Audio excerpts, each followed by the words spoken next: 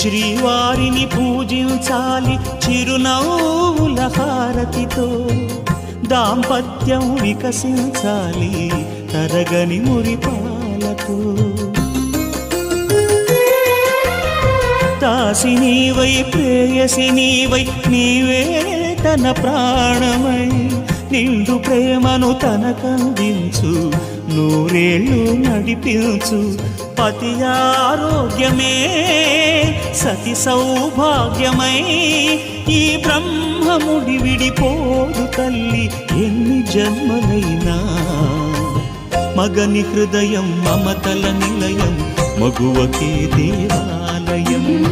మగని హృదయం మమతల నిలయం, మగువకే దేవాలయం. తెంచుకుంటే తెగిపోతుందా దేవుడు వేసిన బంధం, తెలుసుకో.